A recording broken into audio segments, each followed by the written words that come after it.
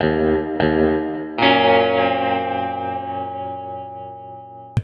yeah, we're excited to have you on the show. First time this season. And there's a bunch of things that we could start with. We just talked to Ed Easton of Chiefs Wire and talked about the Chiefs side of things and the calls. We talked a lot about that side. But man, I know you follow the tea leaves and you follow the insider. You got a lot of inside information. I feel like there's something that's got to be done about this defensive backfield situation, because not only were they missing all of the guys this past week, and the fill-ins didn't do bad. This isn't maligning them. I always lamented when people would say, when we'd inevitably get to Kindle Vildor, and then no matter where he started in the depth chart, we'd be to Kindle Vildor as the number 2 corner. And now he's looking good in Tampa, and I think we'd like to have him on the roster. He's not an option anymore. But I'm curious what you think is going to happen, because not only do they still have a lot of the same guys out, Arnold, Reed, a lot of the top cornerbacks, but depending on what happens with the suspension thing and the way things are looking on the injury side, especially according to our medical expert on the show, Dr. Liao, they could be missing both safeties, and I don't know how they're going to fill in all these spots here. Yeah, it's definitely hurting right now in regards to the injury front in the secondary. And that's kind of what happened last year, right, with the defensive line. But now it's happening to the secondary, and it definitely didn't help with Brian Branch getting suspended for one game, especially this game against the Tampa Bay Buccaneers, who are 5-1. And this is a real big game for Detroit and Tampa. So it's definitely a problem. And look, this is a team that we do man a lot. And if you look last night, we kind of switched to zone. They're just trying to cover it up a little bit, try not to get destroyed down range. But clearly it was hurting our team. Our secondary was getting gashed. You've seen it last night. Players were wide open. So for the Lions, I would love for them to, at the trade deadline, somehow get a cornerback. That is a Christmas present wish that I have, because I am afraid the secondary is going to continue to have injuries all the way throughout the season and potentially into the playoffs. And that is exactly what we do not need to have, as we've seen in years past, specifically last year. Injuries, especially at the end of the season in the playoffs, really can bite you. And so I am concerned about the secondary, but at least with Terrion Arnold at his shoulder, he is going to come back this year. And DJ Wheat at hamstring, he'll come back this year as well, hopefully after the bye week. Don't really know, but that sometimes those hamstrings, they can linger throughout a season, so it is concerning. That's the big difference between this year and last year so far. There's not a lot of, we obviously had a couple in camp here, but there's not a ton of season-ending injuries yet during the season. Reed should hopefully be back, as you mentioned. Arnold, those guys should be back, but you don't know what that recovery arc is going to look like. Even though he's not a corner, I think a good example on the team is DJ Reader. When they signed him last year, he didn't look quite as good. That wasn't because I think people were saying, well, he's older, et cetera, et cetera. He's looking a lot more nimble this year because he had a full off season to recover. So hopefully that they won't need that in the case of Reed and Arnold, but you could see that with a corner that's got to turn around and sprint with a bunch of 4-4 type receivers and hang with the Justin Jeffersons of the world.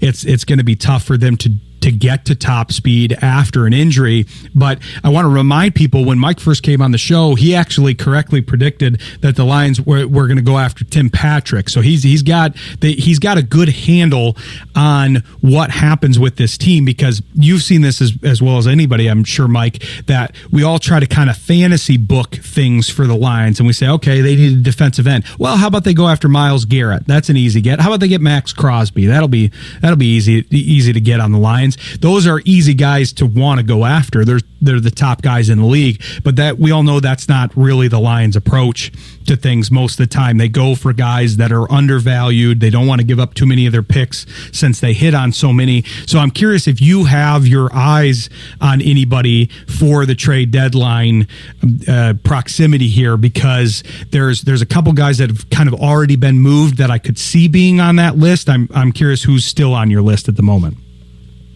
Well, I would love to have all the greatest players that potentially could be on the trade block. But as we know, that's not what's going to happen, especially with the Detroit Lions and with the big contracts coming up, because we are going to be signing Aiden Hutchinson before this season is over. Before this season's over, he's going to get extended. So we got to think about the money here.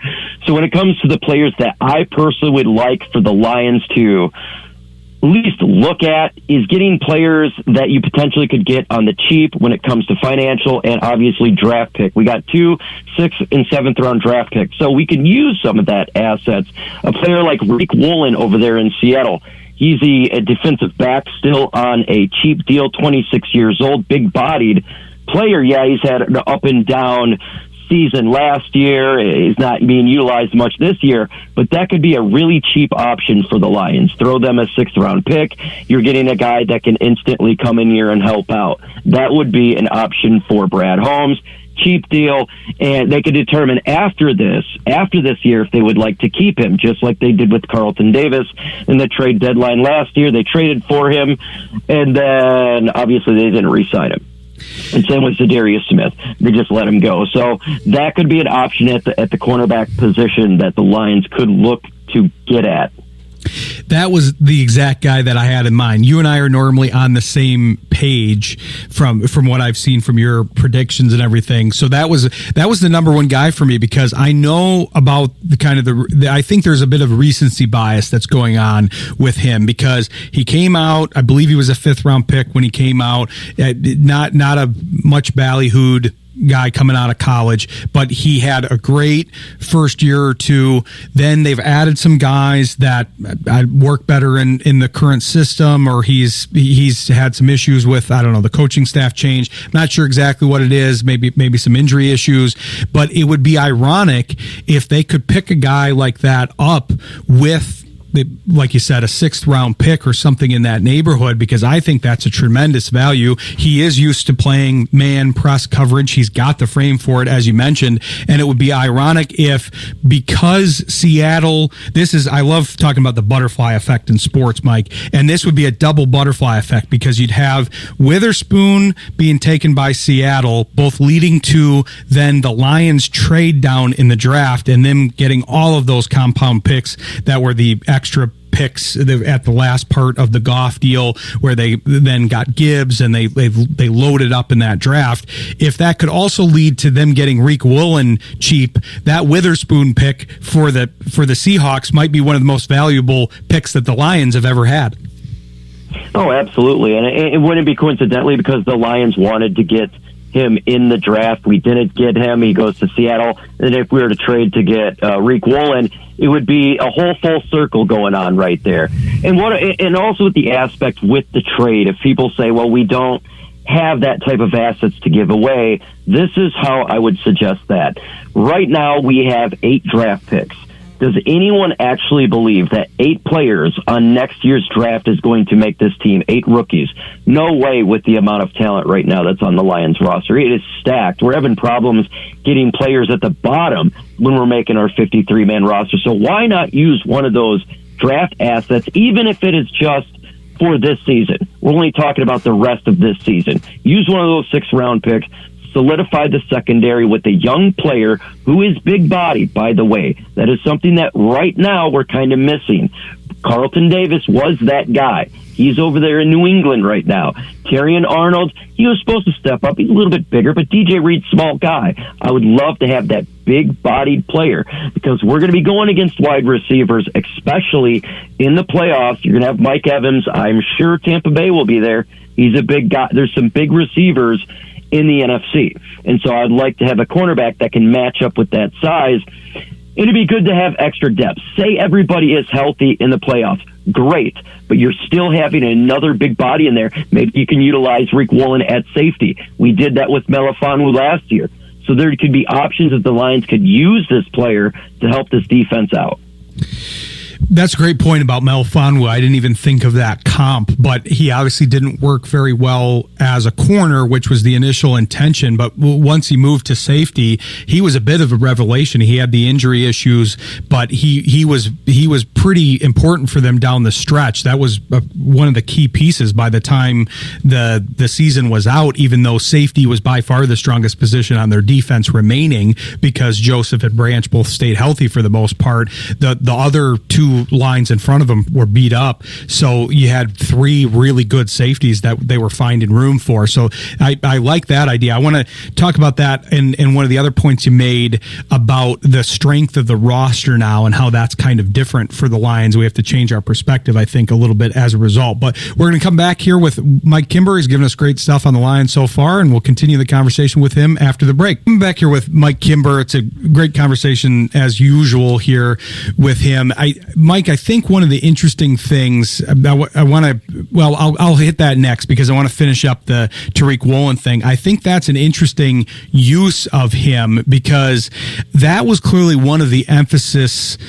That was a main emphasis for the Lions at the beginning of the year to get defensive backs that were a little bit more versatile, because once they got into camp, we didn't exactly know where Maddox was going to slot in or Yassine, and now we're seeing that these guys are having to slot into different places. They lost Maddox, obviously, but Yassine has played all over the place, and I do agree with you that it seems like they value size in most of their positions in their defense. That's held true, especially with the defensive end thing, because that's led to a little bit of a disconnect between, I think, the fan base and the team management, because team management clearly wants to go with a bigger guy that can crush that can, that's a little bit more of a defensive tackle on the outside and can play that strong end opposite Hutchinson.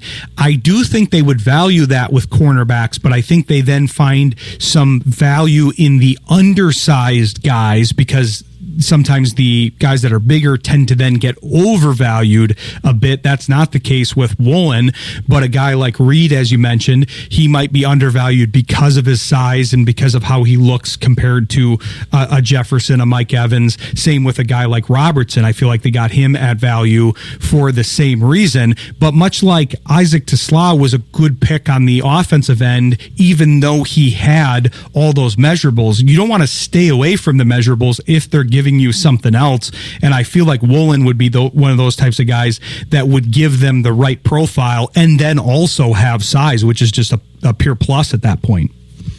Absolutely, and you can utilize him, like you said, in multiple positions at safety, cornerback. We use our players. You look at Brian Branch, he's all over the field, and they could utilize him in that spot, say if we are all healthy. So I 100% agree right there. And that's the type of players that they like. And what I do like about the Lions is you're correct. It's not all about size in the back of this defense, right? If we get a Reek Woolen in here, but now we got another player that Shep can use for defenses to come up going against offenses, right? It's because now we can use this piece here. DJ Reed, he can go here. Make Robertson, he can go on this player. And we got Reek, he can go on this said player. It's a matchup problem. It's kind of like the offense, right? We have St. Brown, who can do the slot, and you have JMO, who can go over the top, and then you got Tesla, who does the big size one-handed catch.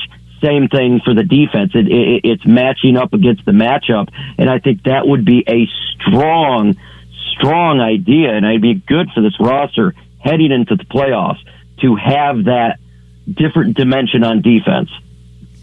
I agree, and I think that's a perfect fit. I can't believe he would be available for that. I mean, I can, but after what his probably peak value was, because when he came out, he was looking like one of the top corners in the league for that first year.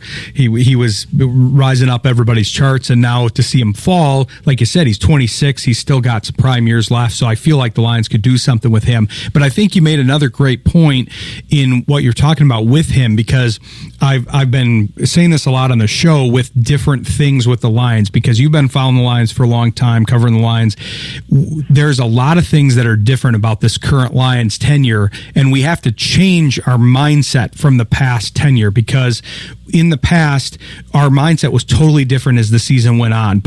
Even sometimes by this point in the season, it was already looking at, okay, who can they get in the draft? Who are the top draft picks to try to get on the roster? Then when you're in the off season, instead of looking at who you're retaining from your roster, you're looking at, okay, who can we get from the other practice squads, or who can we get when teams cut players down, teams that are like the Lions now that are strong across the board and have a hard time cutting it down to 53 because they've got a lot of strong players. We have to switch in our mindsets a little bit as Lions fans, because it's not the same old Lions. It's a very different organization. And I think that's a great point that you make, that now that they're strengthening the depth of this team and they are a desirable team to go to, a desirable coach, a desirable organization as a whole, it's easier to get free agents. You don't have to overpay anymore. They can get some of the top guys that are in the market. So you have to change that mindset and say, okay, sure, they get great value. They've gotten great value out of the late draft stuff, especially. They've gotten some, Mahogany was a day 3 pick. They've gotten good value, and a lot of those guys have made the roster. Even the undrafted free agents have looked pretty good at times.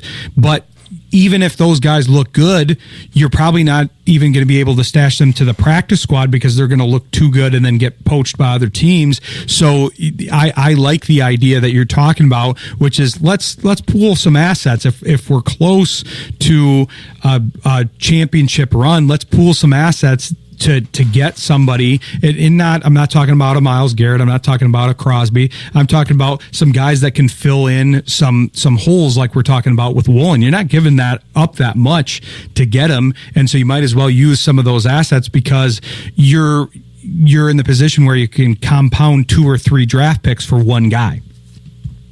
Correct. And if you look at even the players that we drafted in this year's draft, late draft picks, they're not being utilized a whole lot right now, right? You got wide receivers that's just doing a special team. You have a lineman who's right now just sitting on the sideline. So why not use one of the assets in next year's draft, even if you were to draft that player in the 6th round? Very high odds. He is not going to make the roster. Like you said, he'll go to the practice squad, get picked up. It's a wasted draft pick, in my opinion. So take that draft pick instead of basically throwing it away, and get a player that can help you win now. This team is so close to a Super Bowl. We just have little depth issues. Compared to the rest of the NFL, we're looking good. So take one of these assets, get a player that can really make the defense even better. Just nice piece to add that'll help everybody else out. And then the Lions can go into the playoffs, sound solid, depth, and health-wise, unlike last year, and make a run. I think the Lions can win the NFC North this year, and I think they can win the NFC. I look at Philadelphia. I think the Lions can beat them. Green Bay, yes, they beat us. I think the Lions can beat them again. Tampa Bay, they're coming to our house next week. We can beat them. So if we can beat the top NFC teams right now, let's prepare and have everything ready for the playoffs. Maybe we get the number 1 seed again. We don't lose this time. I totally agree with you, because this is a difference between this year and last year, where like we were saying, the injury reinforcements, hopefully they're getting some experience. That's one thing that gets underrated in this process, that if you do have some injuries during the season, you're getting some guys some valuable reps that then they become more valuable depth pieces as the season goes on. But then if your starters are returning, like what is happening for the most part, you got McNeil coming back soon. You got the corners that should be back. So if all those guys are coming back by the end, if you just fill in a couple of those other spots, then whoever showed through in the depth then can be a valuable piece if somebody goes out, if they need a second line guy. We saw that happen with a guy like Muhammad and O'Connor. Those guys have factored into the team, even though they were practice squad pickups last year. So if you can just raise that level by like one level and say, instead of going after a practice squad guy, why don't you get a guy from a roster that's underutilized, like a Woolen, and then put him in there and, like you said, go over the top? Because I know people were clamoring for Zadarius Smith all season, but that is a very interesting conclusion to that now, I think, Mike, because I think the Lions were clearly onto something because all these fans wanted him, and he plays a couple games with Philly, who doesn't have as good of a culture, in my opinion. The Lions are trying to maintain their culture, and that's a key part with these acquisitions. They've got to find the right culture fit, otherwise they're not going to go after these guys. And then now he's already retired here, so I think if they can get a guy that is somewhat closer to his prime, like you're saying with Woolen, and then insert him, I agree with you. I think they're very close to making a run, especially with the reinforcements coming and still sitting at a pretty strong 4-2. Absolutely. And the reinforcements, like you said, is coming, and that's going to make it easier for everybody. Ali McNeil comes back. You got a rotation now in the interior. All the corners come back. Then you would have the ability to do different type of defensive play calls if you want these certain players on the field. You want Reek Woolen and you want DJ Reed out there with Brian Branch and Kirby Joseph doing. You can do all that. That's what I would love for the Lions to do, and it's a security blanket. Don't need to have an issue right now where we go into the season right now hurting in the secondary. That is a terrible idea. You got the trade deadline coming up. Solidify that to make sure we don't have what happened last year happen to us this year. Especially because I do think the depth overall is better. It's just the problem is we lost so many people in a condensed amount of time. You lost Rakestraw in the preseason time frame, but all of those other defensive backs all went down in quick succession, and it would have been interesting to see what it would have looked like if Reed went down, but then you could have had Arnold and Robertson on the outside, or what Yassine would have looked like in the right position, Maddox, whatever it is. Just too many of those guys went down at once, but if you add one or two into the mix and then you get those reinforcements, like you said, I think they could be cooking with gas there. So I appreciate the conversation. A good one as always. I want to make sure people know where to follow your coverage here, Mike. We'll definitely plan on bringing you on later in the season and checking in on some of the things we talked about here, but make sure to tell people where they can follow you here. Well, thank you so much for having me on. You can find me on YouTube and Lions Talk by Chat Sports.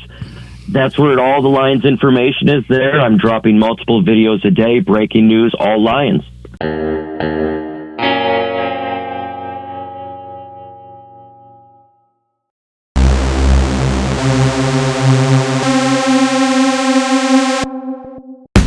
Sports Intel with Ryan Walsh is brought to you by Mary Freebed, Collectible Insurance Services, West Michigan Eye Care Associates, Eric Hall, DDS, Calder Financial Group, Grand Management, Rydan Investments, JH Realty Partners, and Encore Business Group. Sports Intel with Ryan Walsh airs live Monday nights, 7 p.m. Eastern on Jethro.fm. Stay informed and stay vigilant.